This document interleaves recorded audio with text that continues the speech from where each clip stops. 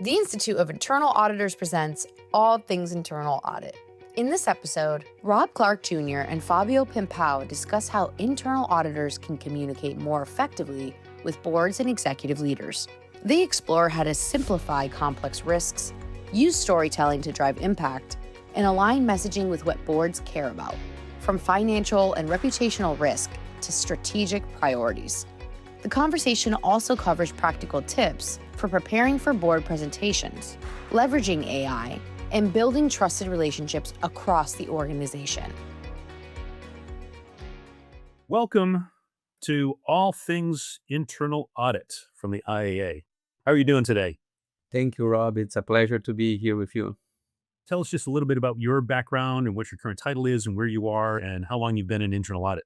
I'm the internal audit director here for Whirlpool Corporation and also a member of the board of directors of the IIA. I've been working as an auditor for more than 20 years, actually, different organizations and different countries. I'm from Brazil, but I already lived in Mexico, Brazil, United States, went back to Brazil, went back now to United States. Wow. Well, they are lucky to have you with your prolific background and a member of the global board of the IAA. That is super impressive. Thank you for what you and the other board members do to help to support our profession. So just a little bit about me for those of you listening. I'm Rob Clark Jr., the Chief Audit Executive for City of Hope.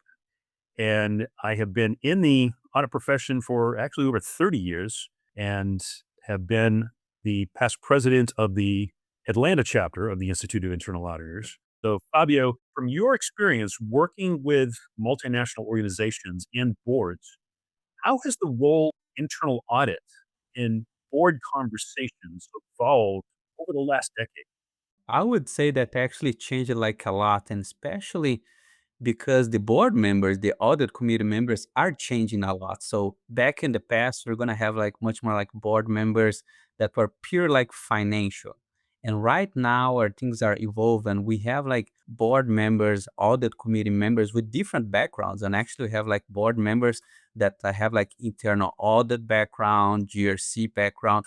So those type of interaction really helps, I would say, like internal audit, because then we're going to have like several board members. They really understand how we operate, because we might have board members that actually they were like internal auditors back in the past. So having this type of support, I would say, put us internal audit like in a different spot. This can help us much more to drive a little bit like efficiency, make sure that yes, we can have like a better budget, we can have like different connections, I would say. So I can clearly see that yes, we are right on the right path.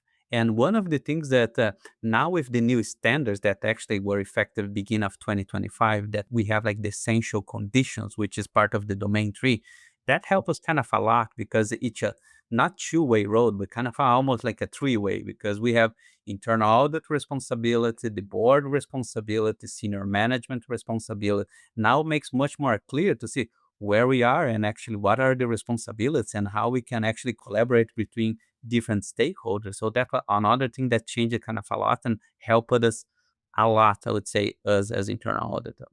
Yeah, absolutely. It's interesting because you mentioned how involved and how knowledgeable some of your board members are. And I too have the blessing of having board members to whom I report that do have audit background. But let's face it, some of our colleagues who are listening to this call right now or listening to this might not necessarily have that same level of internal audit experience or expertise on the board. And what tips and tools would you suggest from your vantage point for those of our colleagues who might not necessarily have deep internal audit experience in their board members? That's an interesting point. I would say that every time that we have a different situation or like a different board member or a new like board member that we need to explain some complex topics, I would say always try like to simplify as much as we can. As an example, if we have like a specific risk or a problem that we want to bring to attention, I usually try to connect very clearly. Are we speaking about like a, do we have like a financial problem? Do we have like a compliance issue? Do we have like a image reputational issue, or we have in kind of, if we bucket in different, I would say, and simple process that we can clearly connect what is the real problem, this will speed it up kind of the process, and the board member will be like much more comfortable. Because let's face it, we do not want to go like a lot of into the details in this type of conversation with the board members, because several reasons. First, we don't have like enough time. Usually like we have like 15 minutes or half an hour maximum that we have to explore like a lot of topics. So you need to be like very objective, very specific. Because in a nutshell, they want to see, do we have a problem? And if yes, do we know how to handle the problem? Do we know that actually we are prioritizing or not the problem? And actually what we're going to do with this risk? Are we going to accept? Are we going to mitigate? Are we going to transfer? Are we going to eliminate? So if you have that much clear and very defined, I would say like the definitions, this will simplify a lot the expectations and honestly how we should handle this type of conversations with like a board member. I love that. And I talk a lot with our audit colleagues, and I do a lot of speaking at different conferences and workshops. And one of the things that I frequently speak on is the importance of communication to the board. And what I have heard from the interactions that I've had on facilitating different quality assurance reviews in virtually every QAR, regardless of the industry, I've heard the similar sentiments from the board members, from the executives when we as the QAR team interviewing them. And that is, we would hear this consistently. I wish the auditors were better communicators because what happens, and I would ask a follow up, well, what is it that is making them not as effective? Oh, they're very detail oriented, but sometimes they're talking at such a technical level that we don't quite understand. And all of us on the board are afraid to raise our hands to ask a question that might be perceived as elementary. So we just sort of nod our heads. But as they leave the room, we all look at each other saying, did anyone understand what they were talking about? I have no clue. So simplifying the message that you mentioned is absolutely critical. And I'll be honest, one of the ways that I use AI is in summarizing, of course, within our domain, within our tenant, within our organization, just walled off.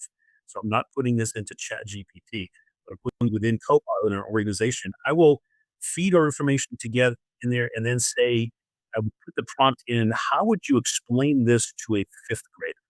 And it will take something that my mind and my staff's mind seemed really clear, but it would rephrase it in such a way that it makes it much more impactful and makes the message really resonate. I love what you're saying in terms of trying to make that simplified and to make that understandable. No, yeah, that's a great point. And actually, we do kind of the same. Of course, we have like Gemini, that's kind of the authorized tool that we have. But yes, we want to try to simplify as much as possible. And of course, we have to train that. We train with different levels of staff to make sure, does that make sense? If I send like a material to someone in my team and they don't understand, of course, someone like in a senior management or board level, they will not understand. So it's important that yes, we have like different interactions with different levels from your department to make sure, does that make sense? Is it clear enough? Because let's face it, right? Of course, we're bringing some complex risk right now, like to the board. We're discussing like tariffs, we're discussing supply chain disruption, we're discussing artificial intelligence, cyber attack. So of course, so put yourself like in a board position to deal with so different topics and make sure that you can clearly understanding, again, 5 minutes, 10 minutes that you have, you need to be like very specific, to be very direct, make sure that here's the problem that we have. Yes, it is a priority. And yes, we have like a plan in place, and I have all the support that I need from senior management to the C level and things like that. If you have like a very good storytelling, that's going to be like much more easy. And again, and also we need always to be prepared for different types of questions. People are going to have questions. So it's something that I always like to do. Okay, I always try to think if I'm presenting, and then again, going back to the prompt of Gemini that I think you mentioned, that's always a good idea. If try to prompt that. If you're a board member and I'm presenting this to you, what are the questions that you have for me? And then, of course, you're going to have received some nice questions. Okay, I might be prepared for this question A, B, and C. And then you can already frame it and make sure that, yes, you can do like a better job when you have like this type of presentation. So those are the things that, yes, to me are very helpful and drive us like some better result when we're doing this type of presentation, right? I love that. I love that. Well, you can't go to any conference without having AI be all over that as a central theme. And you mentioned AI. So boards today are dealing with more complexity than ever. The cyber risks, supply chain disruptions, what's going on in the geopolitical environment, and adoption of artificial intelligence. What are some of the tips that you would suggest to our colleagues who are listening to this on how internal audit can help directors focus on what really matters? Yeah, I think one of the to me, one of the strategy that, and again, I think even go back a little bit to the standards, right? So what internal audit can do that goes outside the pure like internal audit. And one of them that we've been discussing like a lot as part of the IA, it is enterprise risk management, right? So, okay, so of course there's several things that it is green that we can do as part of internal audit, things that are yellow, yes, we can do it, but watch out, but that red, of course, we're not owning risk and things like that. So to me, like having like a robust enterprise risk management program that yes, you're sharing with the board 3, 4 times per year. What is kind of the top 10 to 15 risks that okay, this is the priority for the company.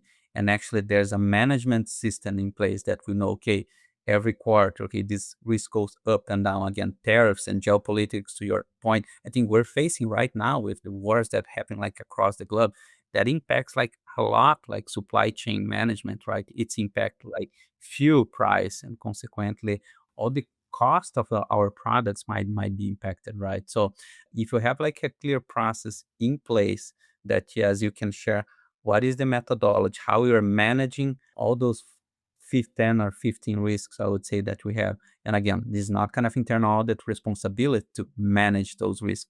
But yes, we're here much more to be like to facilitate the process, to challenge management. Okay, so this specific risk that we're discussing, like geopolitical. So what is the key risk indicator that you have that you can monitor that we're going to open now? And guess what? Though? If now we have like a residual risk, what we're going to do with that? Are we going to accept that? Actually, we're going to implement like a new control, a new monitoring control, or something like that. So bringing that like to board in a very, again, a good summary that actually we know where we are and what is kind of the priorities because it really changed industry by industry, region by region. So it's important that as you really need to understand the environment that you're living. More and more you understand your business. That is a great benefit from internal audit that consequently will process all the information nicely to the board. Okay, here's kind of the priorities that we have. And yes, we have like a good plan in place to tackle like the cyber, artificial intelligence. What are the risks? What are the opportunities? And how we're prioritized. If you have that very nicely, this will add value for sure for the organization. I love that. Earlier, Fabio, you mentioned something that I wanted to pick up on, and you talked about the importance of storytelling. That is, I believe, a huge skill set that is underutilized by a lot of our audit colleagues. Because what the boards and executive leaders expect is that, yeah, we're going to be left brain nerds, but if when we get up in front of the board or executive leadership, our voices shaking and quivering and are nervous. If we don't look confident, how confident is your audience going to be in your own message?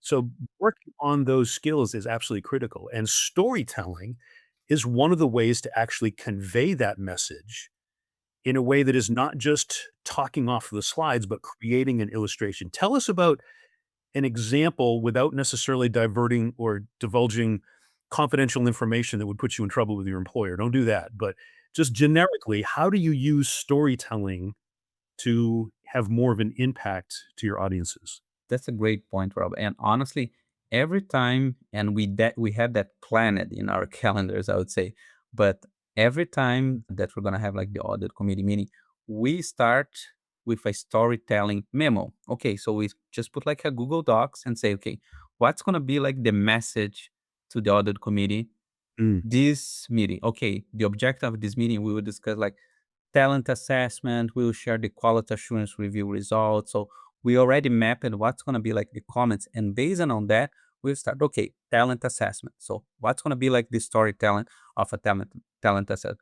yes, we have like a diverse group, 60% of people at the gender diversity. Actually, we have like 80% of the people are certified. So we start putting all in high bullets. I think what are kind of the main priorities that we want to share that's tied with the overall storytelling. So then we go like to the second topic. And based on that, we start to discuss it like as a team. We'll say, how we can expand a little bit more, and does that make sense? Because again, going back what we discussed, so we need to find the break even point between the details and not get lost into the weeds. We want to make sure that yes, we're sharing the enough information that the board can understand. Yes, I got the logic. So yes, you're sharing kind of what is your overall talent process. You guys are here, those are kind of the achievements. You guys have those opportunities. That's going to be kind of the next steps. Okay, so there's a clear logic that we can start like a storytelling.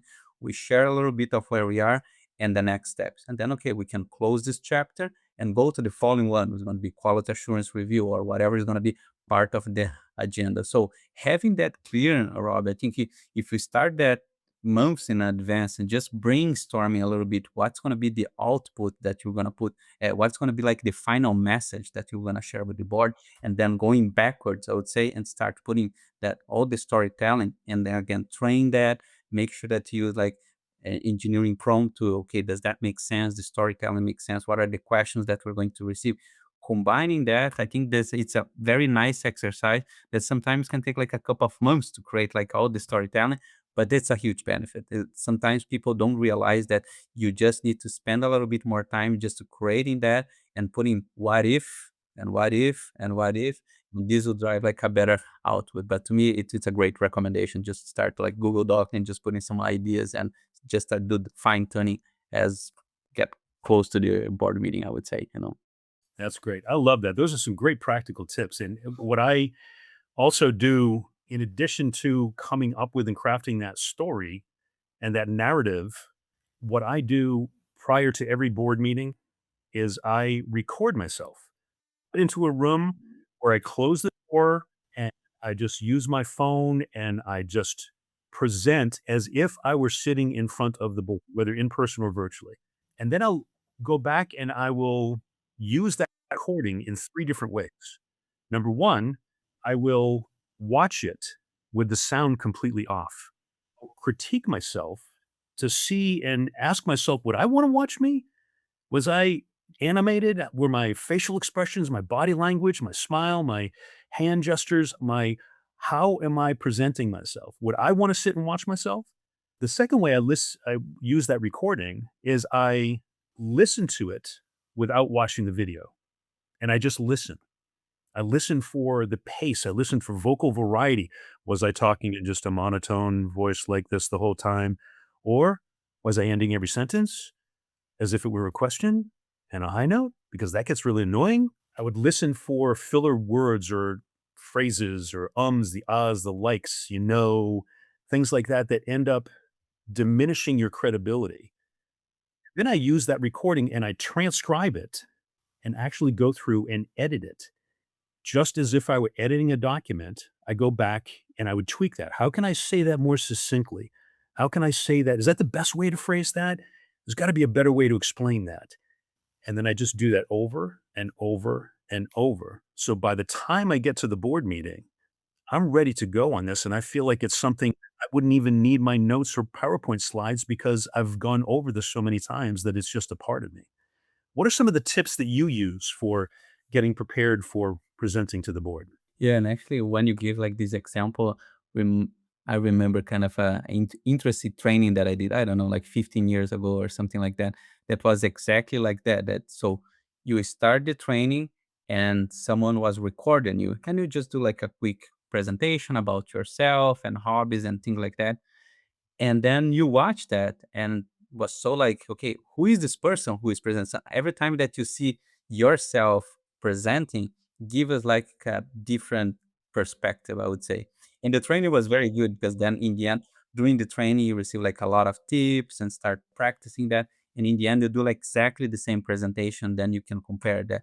So it was like phenomenal, I would say, like the difference when you first were being recorded and then in the end, then we have like a final product, I would say. So those are kind of a great tips. And as I mentioned to you, something that I keep training, like training kind of a lot with different members, I would say. And honestly, not only with internal audit, because speaking audit to internal audit, that's easy because people will understand. I would also recommend training with different areas. Speak with the lawyer, with the legal department, speak with finance, speak with HR. If you have like good connections across your company, that yes, you can train a little bit. Because again, those are like people that they're not auditors, so they can share some tips with you and say, well, I don't understand what you mean by that. Okay, so maybe I need to rephrase that, or maybe I need to change something here that is not clear. So have like different types. And honestly, sometimes even family can help you here. I already trained, of course, with my family, and it was kind of some good results because then I got totally independent people that are not even part of a corporate environment, I would say, that can bring some other tips that, yeah, I didn't pay attention of that. So I totally agree. So you have like different trainees with different people. This would kind of add a lot to the table that you're going to be much more prepared when the day comes, I would say, you know. I love that. As long as you don't just do this in practice to your mom, right? Because your mom is just gonna be, Oh, that's "Oh, perfect. Fabio, you're wonderful. You did everything perfectly. They're gonna love you." Correct. Exactly. That's fair. You wanna make sure that you're getting critical feedback from folks, but Yeah. that's that's great. So, one of the things we often have to deal with complex details. So, just what are some of the practical ways that you help to translate technical audit observations into insights that really resonate with the board? How do you take the complex and demystify it such that the management and board understand that and that we don't try to just baffle them with showing them how brilliant we are and our technical expertise? Because quite frankly, people are more impressed if you're able to take the complex and simplify it to explain it to a fifth grader. So how do you team do that? Yeah, that's a great point. I would say that initially, if you have like a big problem, you need to break that into smaller problems. So if you start training that, okay, I have as an example, like all the several companies are facing like that, like tariff. Okay, that's a big deal. We're not sure what's gonna happen, up and down, left or right, or whatever. But if we have kind of this big problem, we need to start working into smaller problems that yes, we can translate that in an easy way just to go to okay, yes. And again, I think that connects well with the enterprise risk management that I mentioned, because that can be one of the big deals that we can highlight. Yes, tariff, it's one of the big deals that all the companies, all manufacturing companies are facing right now. But yes, we're able just to simplify a little bit more. What does that mean? Okay, tariff is almost like a buzzword, I would say, right now. So what does really mean? So if you can translate that big problem, what's going to be kind of the impact, I would say, to the company, and actually what are the actions that we're doing that we can simplify a little bit more about the process and the solution itself? Because one of the things is only bringing the problem, which doesn't solve like anything, right? So we want to make sure that when we're discussing that, yes, we have this risk, we have kind of this problem, we already simplify, but also now we have like different actions that management is doing, and the combination of all these actions, of course, this will drive like a better process, I would say. So it's one of the exercise that again I keep working not only with the team but also with different stakeholders and how we can simplify that. Okay, can you just is there kind of a smaller problem that we can combine smaller problems that would be like a big problem, so maybe we need to go different areas, I would say. So working a little bit more with the stakeholders, with the risk owner, and because they are kind of the risk expert, right? So some of the things that kind of I watch out that I always before we're gonna speak for on behalf of the risk owners, you need to make sure that you're 100% kind of aligned. What was the problem? And actually, what is the possible action plan? Because those things that are very complex, again, internal audit is not the expert in tariff, is not the expert in geopolitics, not going to be the expert in cyber, is not going to be the expert in artificial intelligence. But you need to be the expert in actually working with different stakeholders and make sure that you can word synthesize, I would say, in a better way that management will understand, that the board will understand that. That's kind of how we're expert. We're expert kind of synthesizing and working closely with the key stakeholders, right? Absolutely. There's a couple things that I have found from my vantage point, and that is when not just auditors, but any of the senior leadership is reporting to the board, and if they are just talking about the conditions, that is not likely to translate. Exactly. We need to keep asking the question, so what? Because of that condition, so what? What ultimately, for us to be able to get the board's attention, we need to boil it down to two critical questions. What is the financial risk to this? What is the reputational risk to this? Correct. And as much as we might be able to continue to pull that thread until it answers those questions clearly, that's when I have seen that we get the head nods from the board, that they get that. Correct. They might not necessarily understand all the conditions of what contributed to the cybersecurity issue, but they do understand the financial impact and the reputational impact, and that's what gets their attention. Agree. Yeah, that's a great point. It's something that, yes, I always try to work. Okay, what's going to be the financial impact? Do you have sometimes even like a compliance? I would say just following kind of legislation, laws, especially now again tariff, which is a big deal, and reputational to your point. So if you try to summarize what's going to be kind of the impact, then again, if you're putting yourself into board shoes, I would say it would be like much more okay. Now I got it. I understand that actually I maybe not get it exactly kind of the condition because there's so many complexities there, but I do understand what's going to be the impact if that's not performed well, or if it, with the company we decided not to prioritize, or if we don't put like the right resource, because then that sometimes generates some good discussions and based on okay, so let's stop it here. Do we need to change resource? Do we need like to invest more? How we're going to address that? So sometimes the risk response, I would say, this generates some better outcomes even for the company, I would say, because then the board will understand a little bit more how he or she can advise a little bit more about the next steps of the company, right? I love this. Well, while we're winding down here, there's a theme I wanted to pick up on, and you talked throughout this discussion about the various individuals that you work with, the other administrators and other folks that you might want to try to run ideas by, the board members themselves. I tell my team all the time that the internal audit business is a relationship business, that we have to foster collaborative, trusted relationships with the individuals with whom we work with, that we are audit clients as well as our board. And we need to foster those relationships so that they trust us and we get to know them as individuals, as people. They see us as being a part of the same team. We're not the external auditors. We are the internal auditors. We are the ones who are paid. We have the same person signing our paycheck as the person that we are auditing. And by fostering those collaborative relationships, it helps to be able to break down those walls and develop a connection where people see us as a trusted, valued advisor. We can say we want to aspire to those. We are trusted advisors. We're value added advisors. Well, are we? Says who? Says us or says our audit clients? So, what are some of the things that you do in your communication to where that you are helping to foster those types of collaborative relationships? Yeah, no, that's a great point, Rob. And actually, you touched some important points that I want to highlight. Actually, again, there's a difference between being independent and being isolated. Again, so we're independent. We are the third line and makes sense. We report to the board and dotted line to C-level, but doesn't mean that we're isolated.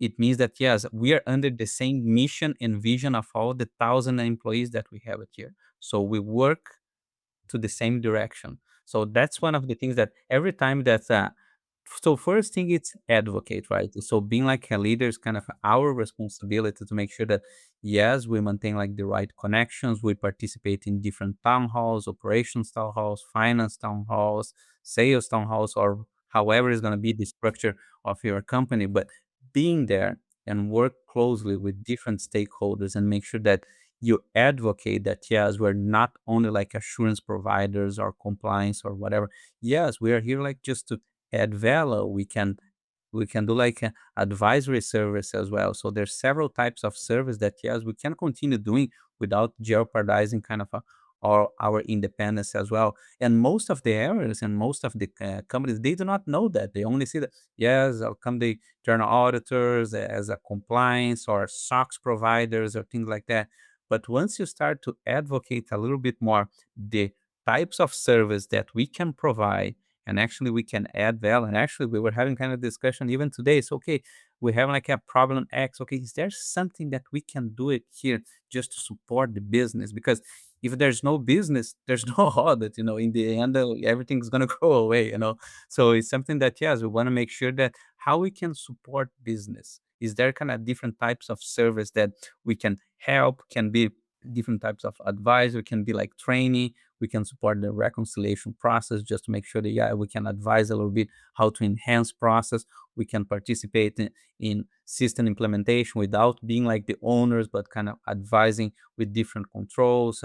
We can advise on policies. We can do like workshops with different groups just to try to streamline like the process, like be more efficient. So to me, again, goes back to try to advocate as much as we can that we're not police officers, but yes, we can do much more than that. We have, again, and the expectations of auditors nowadays, it's huge, right? Like if you go back like 100 years ago, it was pure like accounting. And nowadays, of course, we need to know accounting, process, internal controls, legal, supply chain, artificial intelligence, cybersecurity, and the list goes on. We always need to be 100% prepared.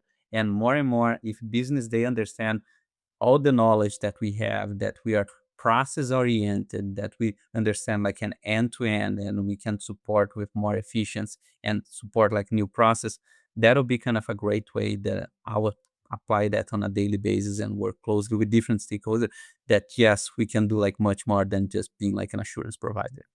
I love that. If you have just one tip on how to more effectively communicate with the board, how would you summarize that in one statement?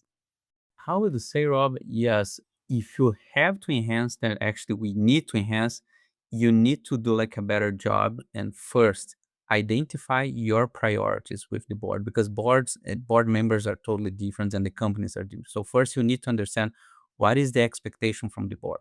So that's the first one. Second one, make sure that you have like a good storytelling, as we discussed.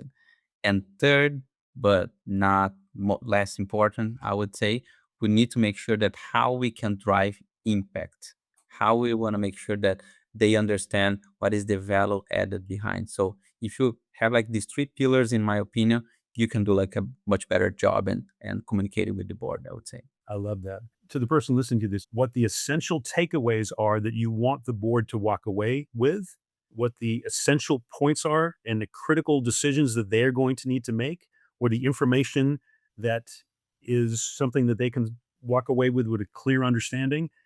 Don't make it 13 slides. Make it one slide. Maybe you include the rest of it as a part of the appendix. Good point. I just make every member of my team, I let them know if you want to be considered for promotion, you have to get involved in Toastmasters, which is a group that just helps you to work on presentation skills. That's not a paid advertisement. I'm just somebody who believes in the importance of ongoing personal professional development. Work on those skills. Become a good storyteller, as Fabio said. Learn to simplify the complex. Be focusing on the impact. I love what you said there, Fabio, too. And we then will have somebody else tell us that we are indeed value-added advisors. Fabio, I can't thank you enough and say obrigado for being a part of this forum today, and I wish you well, and I look forward to seeing you at future conferences.